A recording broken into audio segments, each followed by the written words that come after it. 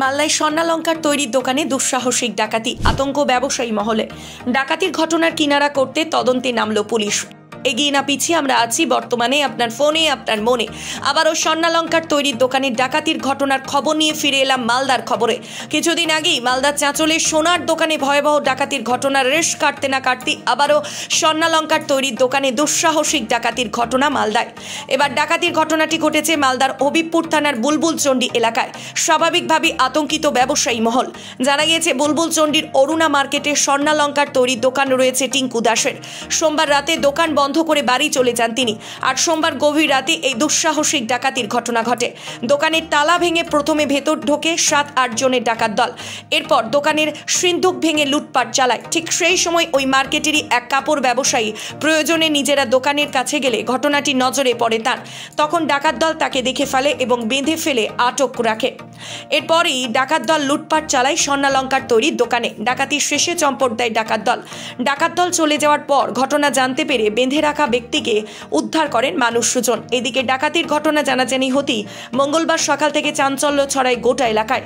তবে কি পরিমাণ অলংকার ও সোনা লুটপাট হয়েছে সেটা হিসেব মিলিয়ে তবেই বলতে পারবেন বলে জানিয়েছেন স্বর্ণালঙ্কার তৈরির ব্যবসায়ী। অনেকের মতে চাঁচলে সোনার দোকানে ভয়াবহ ডাকাতির ঘটনা আলোড়ন ফেলেছিল কিছুদিন আগে। যদিও চাঁচলে ডাকাতির ঘটনায় তদন্তে পরবর্তী কয়েকজন দুষ্কৃতীদের গ্রেফতার করতে সমর্থ হয়েছে তদন্তকারী পুলিশ প্রশাসন। এখন মালদার বুলবুলচন্ডী স্বর্ণালঙ্কার তৈরির দোকানে দুঃসাহসিক ডাকাতির ঘটনার কিনারা কতদিনে শেষ করে দুষ্কৃতীদের জালে ফেলতে সমর্থ হয় পুলিশ।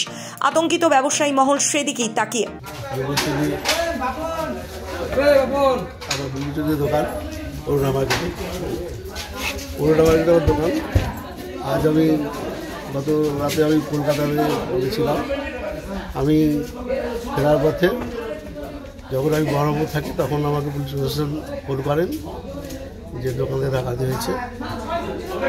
তো আমার দোকানে যেভাবে তালা লাগানো থাকে, 11টা তালা লাগানো থাকে, 7-8টা সব সম্পূর্ণ। এবার হচ্ছে আমাদের বিষয় হচ্ছে যে আমি যে জিনিসপত্রগুলো বেচা কেনা করি সম্পূর্ণ হচ্ছে রেডিমেডের মধ্যে আমার করা হয় এবং কাস্টমারের মালও থাকে। এই মালগুলো হচ্ছে সম্পূর্ণ মানে কতটা কীভাবে ছিল সেও তো আমরা তো বেপে রাখা যায় না। তো কী বলবো আর যাই না। এবার মানে আমার কত সোনা কত চাঁদিটা 15 কেজির উপরে হবে। সোনার মোটামুটি আইডিয়া ওভাবে পারা যাচ্ছে না।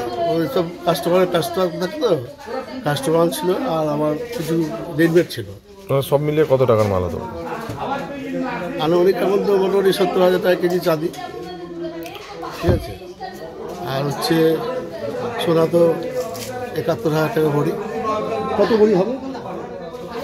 ভরি হিসাবটা অ্যাকচুয়ালি আমি ওভাবে মানে ওই সব কাস্টমারের মালটাল তৈরি করা থাকে। আনুমানিক কত হতো?